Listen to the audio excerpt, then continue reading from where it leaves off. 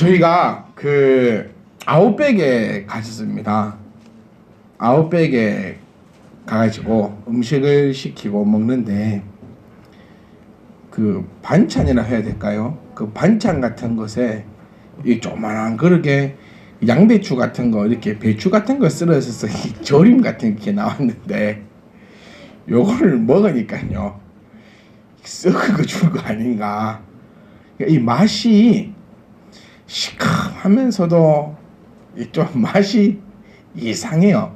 그래서 제 희찬이 엄마가 먼저 먹어보고 야 옥상 이 맛이 참 특이한 맛이라고 한번 먹어보라 해서 제가 한 포크로 딱 입에 탁 넣고 하는 말이 썩은 거 아니요? 근데 이게 둘이가 먹었을 때는 이게 썩은 것 같기도 하고 맛이 이상한 것 같기도 한데 이 참 물어보질 못하겠어요.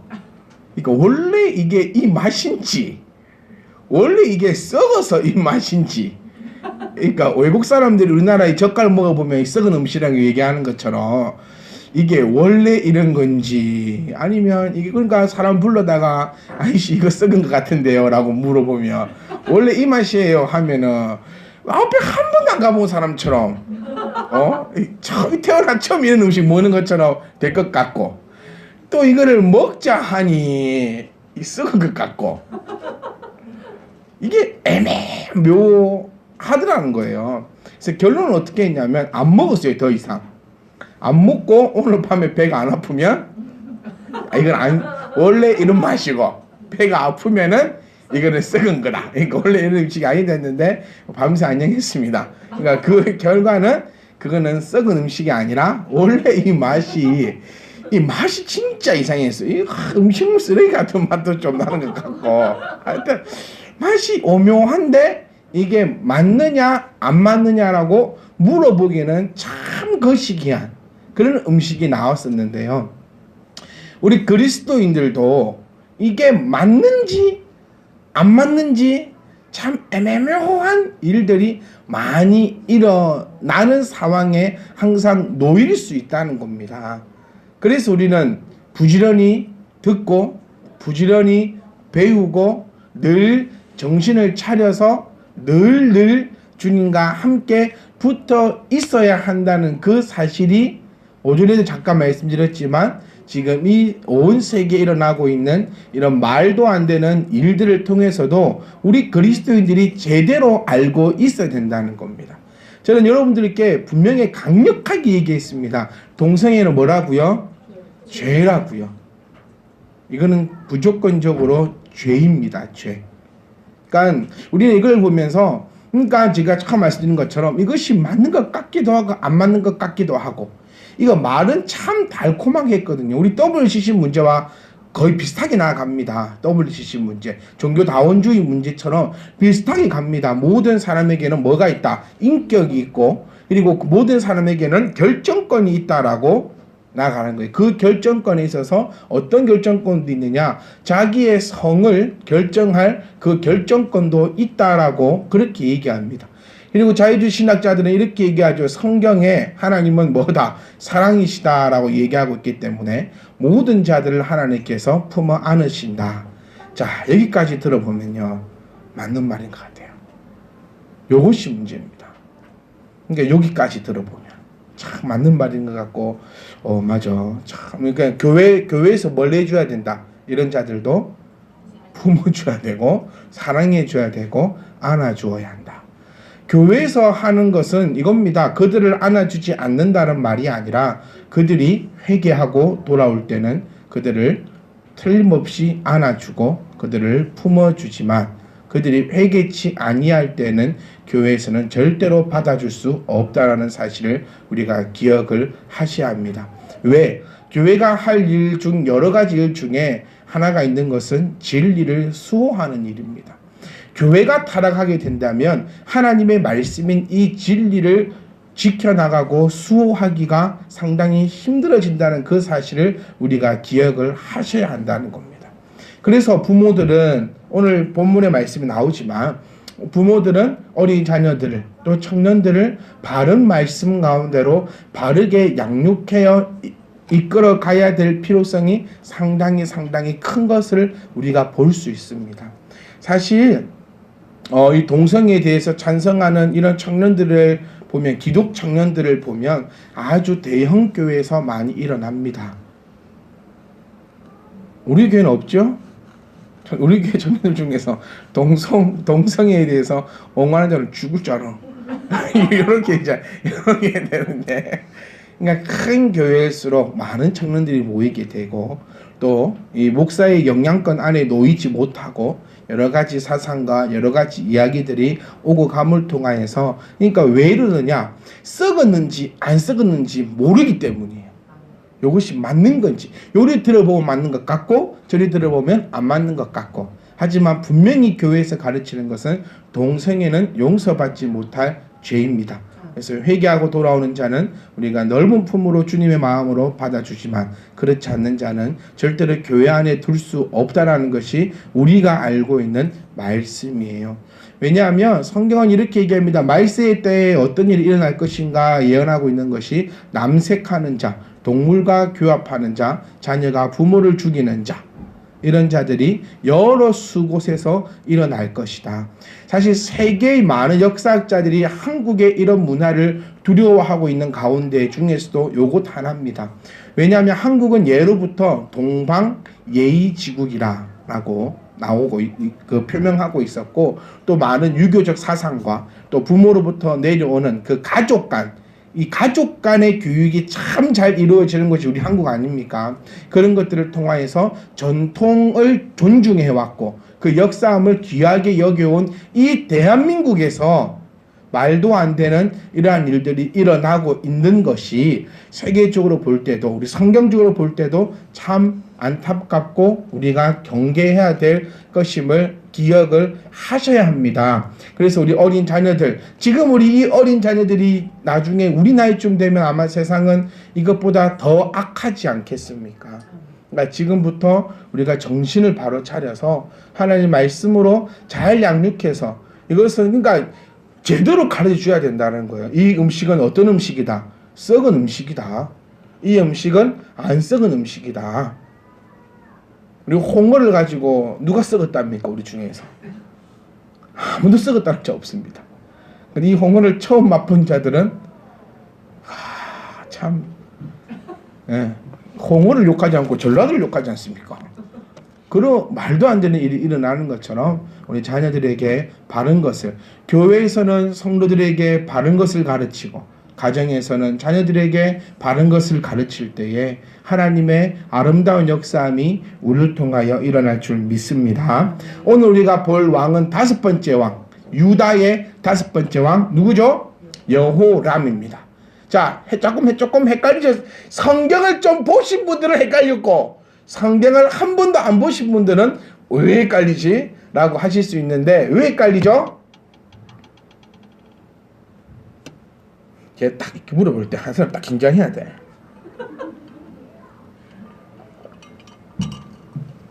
누가 긴장해야 되죠? 아니에요. 지금 딱 한 사람은 제가 제일 사랑하는 사람 한 명 있잖아요. 박혜경이라고. 가장 사랑하는. 자, 왜 헷갈리냐면은, 그렇죠. 북이스라엘도 지금 왕 이름이 여호람입니다. 그렇기 때문에 성경을 볼 때에 헷갈릴 수밖에 없어요. 네. 좀 헷갈렸으면 좋겠어요, 여러분들이. 네, 성경을 보면서. 여호람 나왔구나 이게 아니라, 유다? 이스라엘? 좀 헷갈렸으면 참 좋겠습니다. 자, 우리 여호람의 이름의 뜻은 여호와는 존귀하시다라는 뜻인데요. 여호람은 어떤 왕이었습니까? 의의 왕이었습니까? 그러니까 착한 왕이었습니까? 악한 왕이었습니까? 악한 왕이었어요. 자, 여호람의 아버지가 누구죠? 여호사밧은 착한 왕이었습니까? 나쁜 왕이었습니까? 착한 왕이다라고 지칭을 받았는데, 여호람은 악한 왕으로 지칭되어 왔습니다. 우리 여호람이 받았던 하나님으로부터의 그 벌부터 한번 나열을 한번 해볼게요. 자, 여호람은 다섯 번째 왕이었는데, 그리고 32세에 즉위합니다. 32세에 왕이 되었고, 근데 여호람이 했던 일 가운데 왕이 되고 왕이 되자마자 그의 동생들, 그의 동생들을 싸그리 죽입니다. 그 동생들을 싸그리 죽이고 그리고 뭐 그런 것들로 해서 여러 가지 것들을 받게 되는데 립나와 에돔이 배반하고 블레셋과 아라비아인이 침략하여 왕궁의 재물과 처자를 탈취하고 막내 아들 여호아스가 남았음이 우리가 지금 읽었던 요 본문 말씀에 나옵니다. 자, 첫 번째 이렇게 생각하시면 돼요. 첫 번째는 하나님께서 딱 치실 때 뭐부터 치셨냐? 물질입니다. 어느 왕도 이게 레파토리가 성경을 보시면은 이게 있어요. 그리고 하나님이 현대인 우리에게 나타나실 때에도 그 레파토리가 성경대로 이루어진다는 겁니다. 맨 처음에 하나님께서 딱 치시는 것은 첫 번째가 뭐다? 물질이다. 요때 또 레파토리는 뭐냐면 못 깨닫습니다. 그 다음에 하나님께서 딱 치시는 게 뭐죠? 그 다음이 생명입니다. 그 다음이 건강입니다. 지금 구약의 왕이 아니라 신약으로 가더라도 현대 우리에게 오더라도 하나님의 그 경고의 메시지는 아주 정확하고 명료하고 성경에 나타나와 있는 그대로가 이루어지고 있음을 우리가 보면서 좀 두려워도 하셔야 합니다. 지금 여호람에게 나타났던 하나님의 첫 번째는 그에게 쳐들어와서 목숨을 가져가는 것이 아니라 그가 가지고 있던 재물들 그리고 그가 사랑했던 것들을 싹 가지고 갑니다. 여기서 하나님은 무엇을 의미합니까? 여기서 이제 뭐 해라? 그만하라는 거죠. 너의 악한 행위를 그만하고 뭐 해라? 이제 돌아오라는 겁니다. 그런데 못 돌아오더라고요. 항상 못 돌아옵니다. 못 돌아오기 때문에 무슨 왕이라 하죠? 악한 왕. 요겁니다. 지금 우리 여호사밧도 그렇고 뭐 다윗도 그렇고 모든 자에게 죄가 있습니까 없습니까? 있어요. 죄가 있을 때에 항상 하나님이 거의 레파토리가 그러니까 100의 100은 아니지만 거의 한 100의 90은 제일 처음으로 치는 게 자신의 건강이 아니라 물질이면 물질, 뭐 아들이면 아들, 뭐 사랑하는 것이면 사랑하는 것 그것을 하나님께서 먼저 딱 가져가신다. 그때 의인이라 지칭받는 사람은 깨달아 하나님 앞에 회개하는 데에 그 회개가 우리가 생각하고 있는 그 회개가 아니다 라고 말씀을 드렸었습니다. 여기서 그만두는 왕을 여기서 하나님의 진노가 그치는 왕을 의의 왕이다 부르고 여기서 그치지 못하고 끝장을 보는 자. 자, 여호람이 그거죠. 여기서 이제 그치지 못합니다. 17절에 그들이 올라왔습니다. 올라와가지고 유다를 침략해서 왕궁의 모든 재물이에요. 그러니까 이제 여호람은 거지입니다. 여호람은 그러니까 모든 재물을 가져갔고 그의 아들들과 아내들을 탈취하였고 막내 아들만 남가뒀다는 거예요. 그리고 싸그리 가져갑니다. 그런데 18절 이 모든 일 후에 여호와께서 여호람을 치사 그러니까 이렇게 하나님께서 그에게 했음에도 불구하고 여호람은 깨닫지 못하니 하나님이 그를 치시는데 능히 고치지 못할 병이 그 창자에 들게 하셨으므로 여러 날 후 2년 만에 그의 창자가 그 병으로 말미암아 빠져나오매. 그러니까 또 하나님의 진노함의 침은 또 하나의 과정이 하나 있습니다. 뭐냐면 그 자리에서 단칼에 죽이지 않는다는 거죠. 발병이 걸려가지고 여러 해를 고통스럽게 창자가 아파요. 우리가 장염이 걸려도 죽거든요. 장염이 걸려도 그냥 장에 염증 조금 생긴 건데 밤낮으로 싸고 아프고 열나고 그런데 지금 창자의 병이 걸려서 밖으로 튀어나올 정도의 병이 심해져 버렸습니다. 그런데 이런 상태로 여러 날 후 2년 만에 그의 창자가 그 병으로 말미암아 빠져나오고 그가 그 심한 병으로 죽으니 백성들이 그들의 조상에게 분향했던 것 같이 그에게 분향하지 아니한다는 겁니다. 그러니까 지금 총 3가지의 벌이 내리죠. 첫 번째는 그의 재산, 그가 소중히 여기던 것이 날아갔고, 두 번째는 그가 병들어 죽었고, 세 번째는 죽고 난 후에도 그는 명예를 회복하지 못하고 그의 자손들로 하여금 존경받지 못하는 그런 이스라엘의 악하고 악한 왕으로 기록되었다. 이 세 가지가 이루어지고 있다는 것입니다. 그런데 왜 이런 일이 일어났는가? 이것이 중요해요. 그럼 오늘 우리의 말씀의 목적이 뭡니까? 이런 일이 일어난 그 이유를 우리가 정확하게 알고 우리는 어떻게 하자? 그 길을 비껴나가자는 겁니다. 비껴나가자. 다시 한번 말씀드릴게요. 다시 한번 우리 말씀을 보시면 하나님은 제일 첫 번째로 우리에게 경고를 하십니다. 그것이 물질이 됐든 뭐가 됐든 나의 소중한 것들. 이렇게 하는데 잠이 오는 사람은 지금 제가 탁 이랬던 것은 저보다 어린 사람이기 때문에 예란 집사님이 조졌으면 이렇게 못하죠. 이런 집사님이 조셨는데 탁 이러면 이렇게 탁 이런 거는 저보다 그 어린 사람이 지금 딱 이렇게 졸물 통하여서 저를 분노케 하고 하마터면 그 아까 예란 집사님이 그 예화 드렸던 거 그 발 그 나온다 그 발열이 발놈이 막 이런 거 그럴 수도 있으니까 심히 조심하시고 가겠습니다. 그러니까 그 한 사람이 딱 졸았는데 두 사람이 정신 차리네요. 저는 그분을 통해서 얘기한 게 아니고 저보다 어린 사람이었습니다. 정유사님 오해하지 마십시오. 저는 정유사님 향해서 한 얘기가 아니라 저보다 그 어린 사람이 눈을 지그시 감고 있길래 탁 이렇게 한 거지. 절대로 저보다 그 연세 있으신 분한테 아무리 목소라도 탁 이렇게 할 수 있습니까? 절대 못하고 저보다 나이 어린 사람이 이렇게 졸고 있었다. 그렇게 했는데 두 분이 정신을 더 차리시더라. 얼마나 이 성경 말씀하고 똑같은 거 아닙니까? 요람이 이렇게 딱 되니까 우리들이 어쩌더라? 정신을 차리더라. 이것이 하나님의 목적이에요. 요람이 이렇게 됐으니까 너희들 이렇게 팍 베풀어라 이게 아니라 요람을 통하여서 너희는 뭐해라? 정신 차려라. 너희는 이렇게 하지 마라. 그리고 하나님은 공의의 하나님. 요람에게만 이러는 게 아니라 모든 백성에게. 구약에만 이랬다면 신약에는 하나님이 없는 겁니다. 구약에도 이러시고 신약에도 이러시고 지금까지 이어지시는 그 하나님을 우리가 기억하면서 혹시 내가 첫 번째 재앙에 있다. 그럼 얼른 회개가 돌아와야 돼요. 그렇지 않으면 두 번째도 돌아오니까요.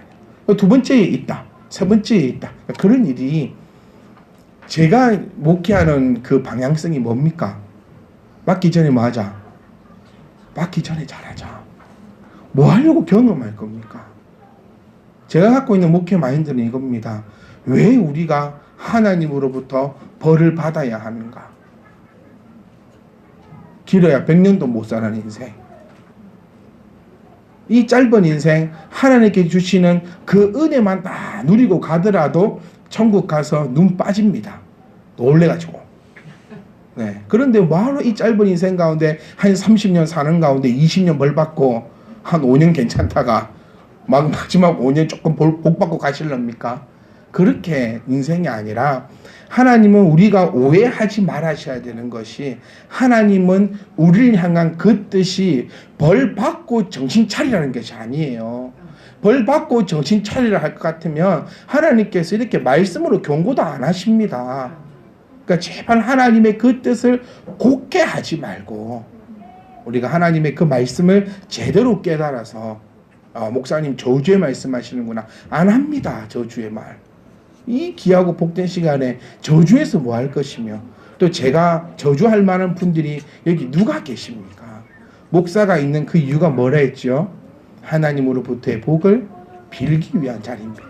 여러분 향해서 축복하고 축복하기 위해 있는 거지 여러분들을 저주하고 이는 잘 안 될 거다 죽어뿌라 막 그런 거 안 합니다.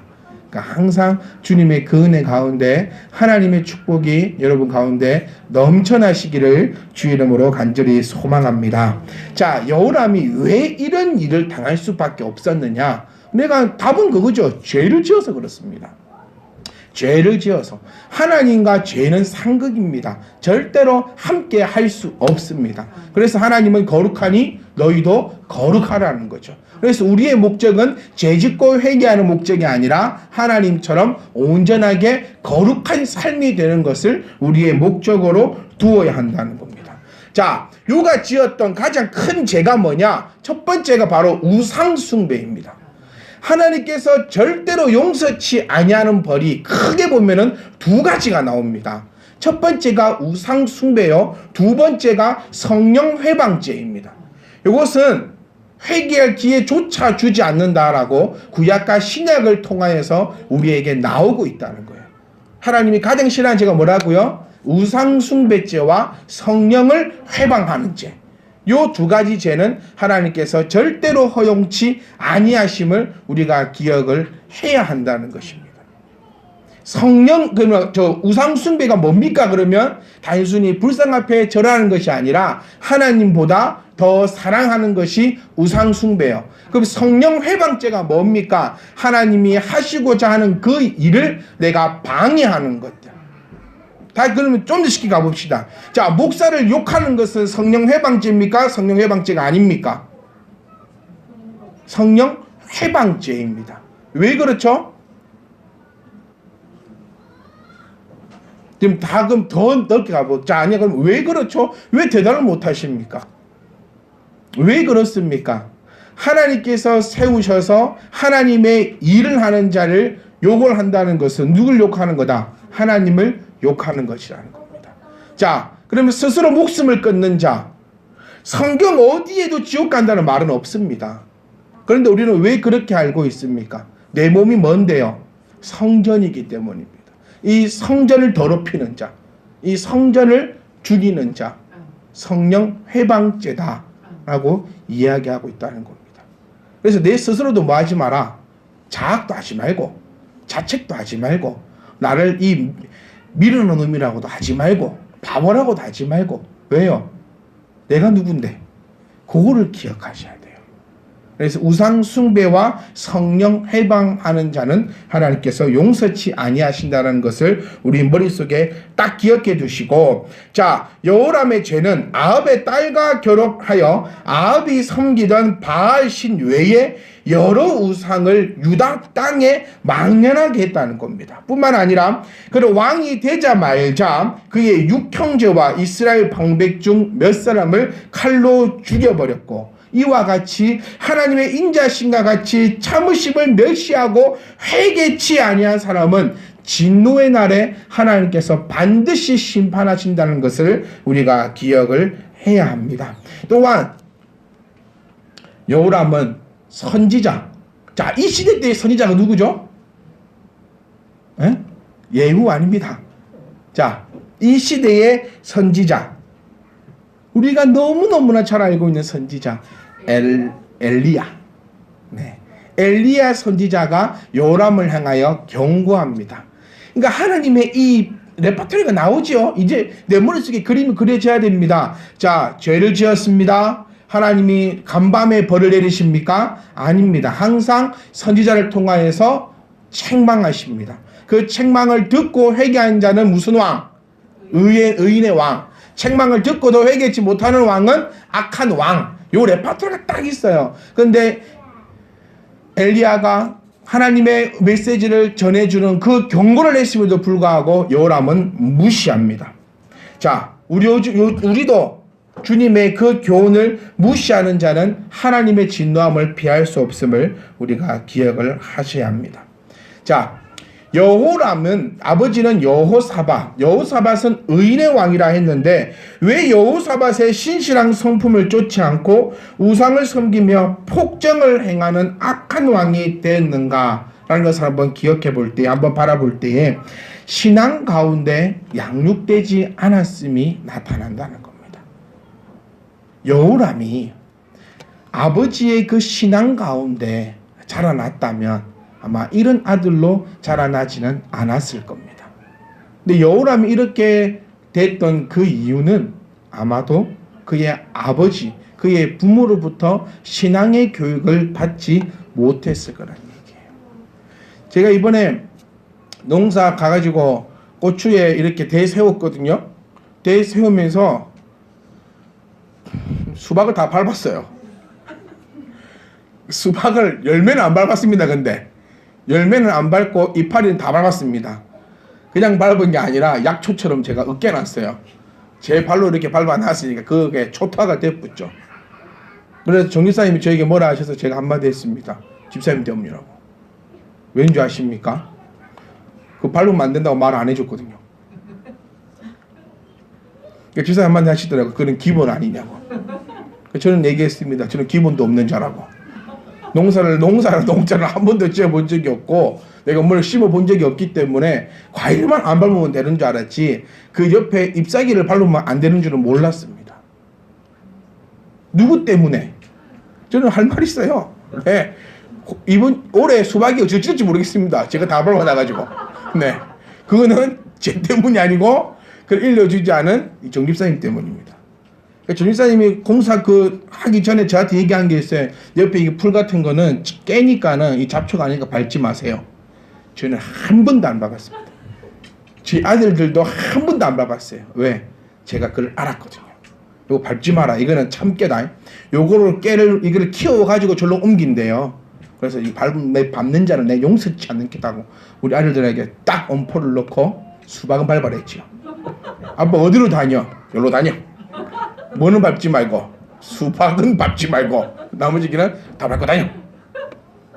이 깊이 생각해 보십시오. 수박을 오래 못 먹으면 그게 목사님 탓인지 집사님 탓인지 밟기는 제가 밟았어요. 그거는 제가 뭐 부인하지 않습니다. 밟기는 제가 밟았는데 거기에 더 깊이 한번 들어가 보면 과연 누구 잘못인가. 여호람도 마찬가지예요. 죄는 여호람이 짓습니다. 이거는 부인하지 않습니다. 그런데 잘못은 누가 있느냐. 그의 아버지가 신앙으로 교육하지 않았던 그 죄를 그 아버지가 가지고 있다는 것입니다. 우리가 기억해야 할 것은 신앙심은 유전되지 않습니다. 신앙심이 유전될 것 같으면 저희 아들은 걱정 없겠네요. 그러면. 네. 근데 목사들 위해서 기도 많이 주셔야 됩니다. 이 어릴 때부터 싹스 노란 애들 보인다고. 그러니까 목사들은 두 종류밖에 없는 것 같아요. 뭐 아니면 도. 잘 되지 않으면 이상하게 되는 거. 이상하잖아요. 그러니까 여기서 말씀드리고 싶은 것은 부모의 신앙을 자녀가 유전병처럼 가지고 가는 것은 아니라는 거죠. 그래서 이 자녀들을 어떻게 훈련시키는가? 어떤 가치관을 가지고 이 아이들을 훈련시키는가?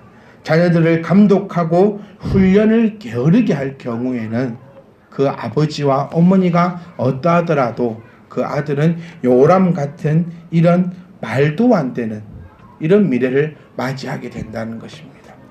우리가 놀랄 것은 믿는 청년들 가운데 동성애를 옹호하는 자들이 많습니다. 왜 그럴까요? 바로 이 교육의 문제라는 것을 우리가 기억을 하셔야 합니다. 우리는 세상적인 유익보다 신앙을 더욱더 존귀하게 여기고 자식에게 많은 물질보다는 올바른 신앙을 유산으로 물려줄 수 있는 그런 부모가 될 수 있기를 간절히 소망합니다. 함께 자녀와 함께 같은 말씀을 듣는다는 것, 자녀와 함께 신앙생활을 한다는 것, 자녀와 함께 성경을 배운다는 것, 그 안에서 함께 호흡하고 숨쉰다는 것, 이것이 얼마나 귀하고 복된 것인지를 우리가 깨달으셔야 합니다. 그래서 우리는 여호사밧처럼 사실 자식 농사 잘못 지어서 요람 같은 자가 나오는 자가 아니라 정말 우리들은 우리의 이 신앙을 아름답게 보여주고 아름답게 물려주는, 그래서 맨 마지막에 내가 어머니 덕분에 내가 아버지 덕분에 이 좋은 신앙을 물려받았고 내가 하나님의 은혜 가운데 세상 가운데 나아갈 수 있었습니다 라는 소리를 다 들었으면 좋겠습니다. 내가 엄마 때문에 이게 무슨 꼴이냐, 내가 아빠 때문에 이게 무슨 꼴이냐, 이런 소리가 아니라 내가 엄마 덕분에 아버지 덕분에. 그래서 우리들이 할 일은 자녀들에게 우상 따위를 보여주지 않는 것. 사실 여호람하고 아합왕하고 누가 결혼시켰는데요? 주고 아버지가 시켰어요. 여호사밧이 시켰습니다. 왜? 남북의 평화를 위해서 시켜놨더니 우상 들어올 거 당연하고 그 문화 들어올 거 당연하고 내가 이 점을 딱 기억하시면서 여호람에게 임하였던 그 하나님의 진노가 우리 가운데는 일어나지 않기를 간절히 소망하며 우리는 이 신앙 가운데 든든히 서갈 수 있는 거룩한 참빈희망교회 성도님들 되시기를 주의 이름으로 축복합니다.